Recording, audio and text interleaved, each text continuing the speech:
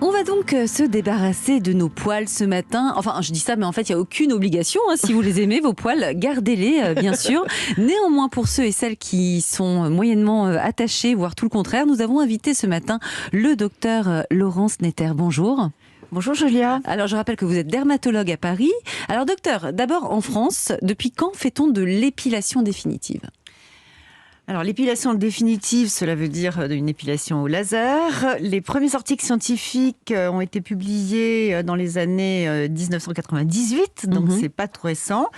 Et les cabinets ont commencé à s'équiper, les dermatologues ont commencé à s'équiper dans les années 2000. Mais ça a beaucoup évolué, j'imagine, en termes de technique depuis 2000. Eh bien, pas tant que ça. Ah bon ? Pas tant que ça. Au point de vue efficacité, on n'a pas tellement évolué. Dès le départ, on a été très efficace. Ce qui a beaucoup évolué, c'est la rapidité des séances. C'est-à-dire la grosseur du tir, si vous voulez, la surface du tir et la fréquence des tirs. Donc avant, pour épiler des demi-jambes, on mettait une demi-heure, maintenant on met 10 minutes. Mais d'un point de vue efficacité, dès le départ, on a été en fait assez efficace. Est-ce qu'il y a vraiment une grosse augmentation ces dernières années ? Je crois que tout à l'heure, en rentrant dans le studio en off, vous nous disiez c'est ce qu'on fait le plus. Enfin, c'est vraiment le motif de consultation, entre guillemets, le plus fréquent quasiment ? Oui, c'est la première procédure de médecine esthétique, absolument, dans le monde entier. Dans le monde entier, les cabinets sont équipés, les cabinets esthétiques, les dermatologues qui s'intéressent à l'esthétique sont équipés de laser. Et c'est plutôt une demande féminine ou masculine ?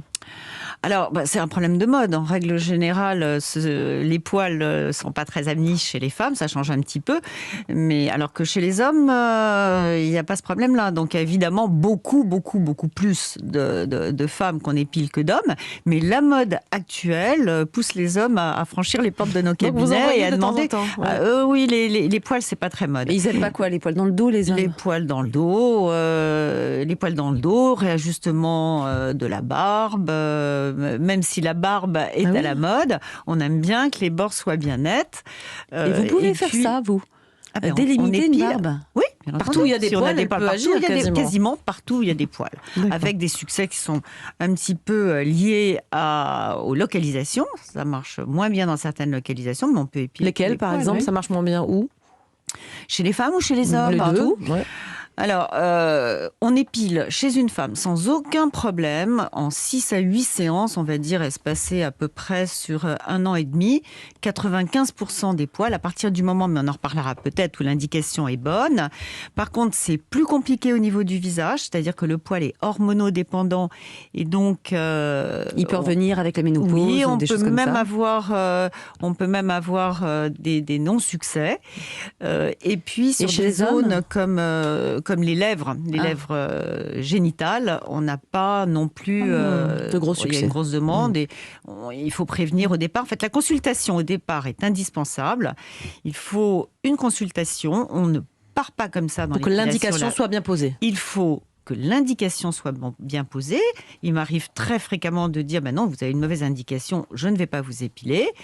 Il faut expliquer à la femme le nombre de séances. Oui. Chez les hommes, je crois qu'il est conseillé de faire leur épilation définitive un peu plus tard que ce qu'ils souhaiteraient parce qu'il faut attendre, parce que la pilosité n'est pas forcément définitive tout de suite. Voilà, plus âgées que les femmes en tout cas, c'est ça ? Oui, il faut attendre une certaine maturité pilaire pour démarrer. Quel âge la maturité ? C'est-à-dire que chez les hommes, il y a encore une pilosité qui s'installe à 30 ans. Et donc, il ne faut pas le faire trop jeune. Mais bon, c'est une notion, mais malgré tout, ça jouera sur quelques séances de plus si on démarre tôt. Mais il n'y a pas d'âge limite pour commencer une épilation. Mais il y a quand même un âge du poil. J'ai l'impression que, c'est ce qu'on se dit entre copines, qu'en vieillissant, les poils sont moins drus. On perd ses poils ? Oui, on a moins de poils en vieillissant. Il y a plusieurs raisons à ça. Le poil, c'est un peu comme le cheveu. Il a été programmé pour pousser un certain nombre de fois. Puis au bout d'un certain nombre de cycles, il s'épuise un petit peu. Et puis les femmes qui ne font pas d'épilation laser, elles s'épilent soit à la cire, soit avec un petit appareil électrique. Et ça épuise un petit peu le poil. C'est l'avantage de vieillir, c'est ça. Ah oui, il en faut quelques-uns, Mélanie. Il en faut quelques-uns. Expliquez-nous quand même rapidement quel est le principe donc de l'épilation définitive. Vous avez dit donc il y a des lasers. Et c'est quoi le laser? Il va aller brûler le poil? Alors, un petit peu de physique. On va essayer de faire simple. Après la philo, la physique. Mais rendez-la sexy, la physique. Je préfère la philo, moi. Allez, c'est un challenge. On le prend. Le laser, c'est de la lumière. C'est de la lumière qui... tous les éléments de lumière vont dans le même sens. Et donc, ça confère à la lumière une puissance et une précision extrême. Et l'effet est ce qu'on appelle une photothermolyse, c'est-à-dire que la lumière va être convertie en chaleur au niveau d'une cible. Et pour l'épilation, la cible, c'est le pigment du poil, c'est la mélanine. Donc en fait, on cherche à faire chauffer la mélanine pour détruire le bulbe du poil. C'était très simple. Oui, c'est assez simple. On a compris. Et c'est sexy. Donc là, sexy la philo et sexy la physique. Docteur Netter, on n'en a pas terminé avec vous. Dans un instant, on va passer à la pratique. Concrètement, que se passe-t-il lors des séances d'épilation définitive? Combien en faut-il d'ailleurs de séances? Et puis, est-ce que le laser fonctionne vraiment sur tous les types de poils, toutes les couleurs de peau? On vous dira tout et c'est promis, ce sera sans douleur en plus sur Europe 1. 11h30 sur Europe 1. Bien fait pour vous. Mélanie Gomez et Julia Vignali. Vous êtes sur Europe 1 et c'est bien fait pour vous en direct jusqu'à 12h30. C'est votre émission Bien-être tous les matins et à nos côtés pour parler d'épilation définitive, le docteur Laurence Netter est toujours en studio avec nous. Alors je rappelle que vous êtes dermatologue à Paris. Docteur, avant de rentrer dans le vif du sujet, est-ce qu'il y a des gens chez qui on ne peut pas faire l'épilation définitive pour des raisons X ou Y ou alors pour des raisons médicales ? Alors, tout repose sur la façon dont marche le mode d'action du laser. Pour bien épiler, il faut que la cible soit bien marron, puisque c'est ce qui va chauffer. Il faut que plus le contraste entre la peau et le poil est important, plus ça va marcher. Moi, je suis une très mauvaise candidate. On m'a déjà refoulé 2 fois. Je suis très blanche et j'ai les poils roux. Alors, je suis désolée pour vous. Effectivement, les poils roux, ça ne marche pas. Parce que, mais au moins, on m'a dit de ne pas gaspiller mon argent pour rien. Exactement. Les poils roux ne marchent pas. Non, les poils roux ne captent pas. Absence de mélanine, en fait. Ne aussi, captent pas. C'est pas tout à fait l'absence, c'est que vous n'avez pas la même mélanine. C'est donc la candidate ou le candidat idéal, il a la peau blanche très et des blanche poils et le poil très épais. Et puis, bon, c'est à peu près les seules choses qui sont importantes. Après, il y a quelques contre-indications j'imagine. Très rares du style vitiligo. Il ne faut pas épiler si... y a une énorme plaque d'eczéma, on ne fait pas non plus, j'imagine. Et encore, il ne va rien se passer, si vous voulez, à partir du moment où on ne fait chauffer que la mélanine du poil. On peut même épiler les peaux noires. On a une longueur d'onde aujourd'hui qui permet d'épiler les Africains ou les gens des Antilles sans aucun problème. Oui, parce que c'est ça, il n'y a pas un laser, il y a quand même plusieurs sortes de lasers. Il y a plus. Alors, un laser se définit par sa longueur d'onde. Donc, le plus fréquent, c'est ce qu'on appelle le laser alexandrite, qu'on utilise pour ce qu'on appelle les phototypes clairs, c'est-à-dire les personnes qui ont la peau claire. Mais on a une autre longueur d'onde qui est le YAG et qui est le laser qu'on utilise quand on a un phototype foncé. Et on n'a aucun problème à épiler une peau noire aujourd'hui. Par contre, le duvet, le poil blanc, les poils roux, ça marche pas. Le duvet, ça marche pas. Même si on choisit un laser, je sais pas, avec une bonne longueur d'onde. Voilà, il faut qu'il y ait suffisamment de cible, puisque c'est la cible qui chauffe et qui va transmettre la chaleur au bulbe. Si le duvet est trop fin, trop blond, on n'y arrivera pas. Alors, comment on fait la différence entre un duvet et un bon poil ? C'est l'œil du médecin. C'est l'œil du médecin, nous on ne peut pas le savoir. Je peux vous dire, je pense que vous avez des poils, Julia. Moi, j'ai des poils. Je pense. Je regarde il faut une consultation, on regarde, on en discute. Mais le duvet, c'est pas partout, de toute façon. C'est pas très gênant, un petit duvet sur les bras. Oh, c'est un petit duvet mignon. C'est un petit duvet. En plus, les bras, c'est pas la meilleure. On fait pas les bras. D'accord. Si, bien entendu qu'on fait les bras. Mais souvent, même après plusieurs séances, c'est une des zones où il peut rester un petit duvet. Et donc, des femmes qui auraient du duvet, par exemple, au niveau du menton, j'en sais rien. Là, on peut pas faire grand-chose alors. Ça, c'est pas moi. C'est plus compliqué le visage. Dans la très très grande majorité des cas, on y arrive sans aucun problème. Si il vaut mieux avoir une bonne moins de 3-4 moustache, poils. alors. C'est carrément un sujet un petit peu plus long. S'il y a 3-4 poils, mieux vaut les faire à l'électricité. De temps en temps, au niveau du visage, et rien qu'au niveau du visage, on peut aggraver le problème, d'où la nécessité de la consultation chez le dermatologue.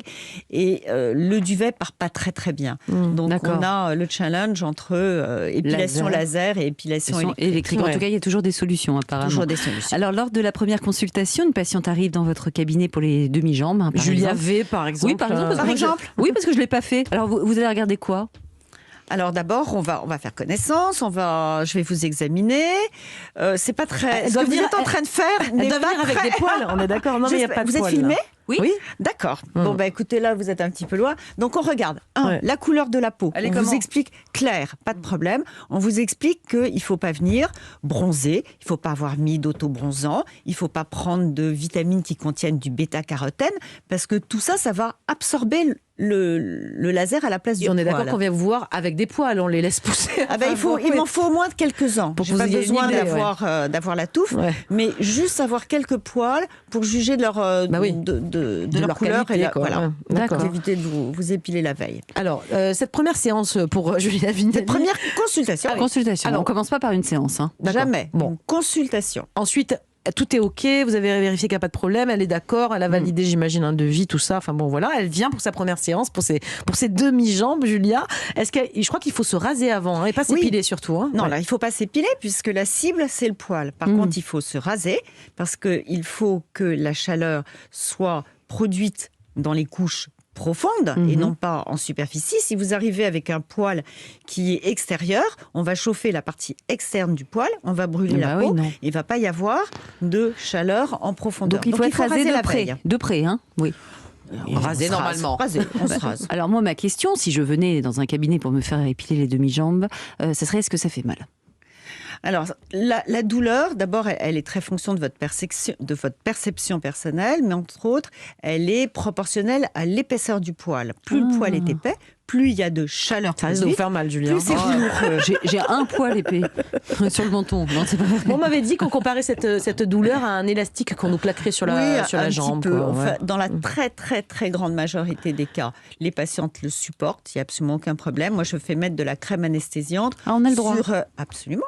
Sur certaines zones comme le maillot. Le maillot, ça fait vraiment mal. Et puis les hommes qui ont des poils très épais, les premières séances de temps Ça en peut être temps, très douloureux, c'est mal supporté. On fait mettre de la crème anesthésiante. On fait un petit test. De toute façon, cette première consultation, j'explique et je fais un test. Comme ça, le patient S'il doit mettre de la crème anesthésiante voilà, ou pas, il repart d'accord. confiant. Même s'il ne vient pas 2 mois après, quand le poil va repousser, il va voir l'amélioration, il va voir un petit peu ce qui se passe. Et puis, l'ordonnance. Vous avez dit que c'était assez rapide aujourd'hui, les séances, pour des demi-jambes, environ une dizaine de minutes, enfin 15 10 minutes, c'est un petit peu court, mais disons 20 minutes. J'ai dit 10 minutes. Oui, vous avez dit 10 minutes. Alors, on va traîner un petit peu avec les houilles. Avec Julien, on s'arrête un je pense petit que, peu. ouais, faut compter au moins 20. Non, 20 minutes. Par demi-jambe ou en tout? Non, 20 minutes pour les deux. 10 minutes par jambe. C'est ça que vous aviez dit tout à C'est ça. l'heure. Et après la séance, est-ce qu'il y a des soins à faire, des crèmes, je sais pas, à mettre sur la zone traitée? Non. On peut pas se mettre au soleil après ou comment Alors, ça se passe? Le problème du soleil, on ne peut pas venir bronzer, puisque le laser ne va pas faire la différence entre le bronzage et le poil, et on va brûler la peau.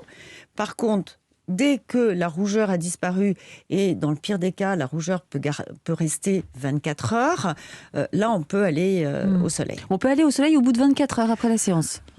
Parce que moi, Dès j'avais que la peau est entendu normale, dire oui, 3 mais semaines, non. 1 mois. Non, c'est faux. C'est faux, Non, bah, c'est tant complètement mieux. faux. C'est D'accord. complètement faux. On ne peut pas faire de laser sur une peau bronzée, mais dès que la peau est normale, vous pouvez aller au soleil. Bon, et alors Le jour combien de même. séances il faudra pour se débarrasser des poils sur les demi-jambes, puisqu'on Alors est sur en cette général, zone-là pour l'instant? on dit qu'avec un bon laser, ça c'est très important. La qualité du matériel, c'est quelque chose de très très important.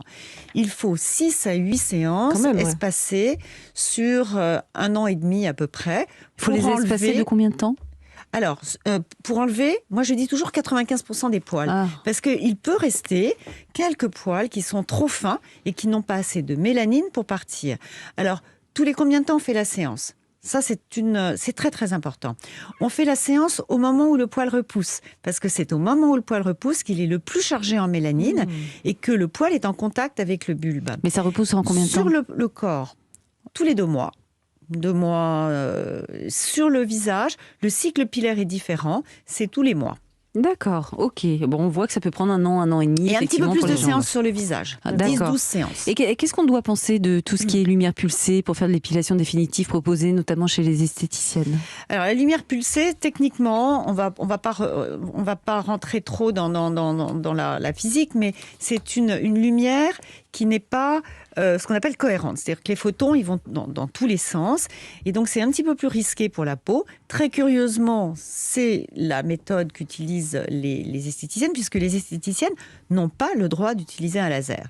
Donc, quand vous voyez épilation laser chez l'esthéticienne, c'est faux. C'est de la lumière pulsée. Maintenant, si on a une bonne lumière pulsée, une lumière médicale, elle épile correctement. Et le matériel que l'on trouve chez les esthéticiennes est beaucoup moins puissant que nos IPL médicaux. Docteur Netter, pour terminer très rapidement, il faut compter combien en moyenne pour une épilation définitive? Combien de séances? Combien d'argent? Non, le coût. Alors, le coût, il est librement fixé par le dermatologue. C'est une centaine d'euros la séance, 150 euros la séance? Non, ça ne veut rien dire parce que ça dépend de la zone. Ah, pour les demi-jambes. Par contre, je vais vous donner une notion que je donne en règle générale à mes patientes, c'est que ça revient à peu près à 2 ans et demi d'épilation chez l'esthéticienne, à la cire, à raison d'une séance tous les mois, puisque à la cire, ça repousse tous les mois. Bien sûr. Et ça, c'est définitif. Hein. On dit bien c'est définitif, à 95%, pour 95% des poils. Donc, pécuniairement parlant, c'est quand même très intéressant. Merci beaucoup, Docteur Netter. Merci Mélanie, de nous avoir merci accompagnés Julia. ce matin. Grâce à vous, on sait tout ce qu'il y a besoin de savoir sur l'épilation définitive, ses bonnes indications et même ses risques. Merci.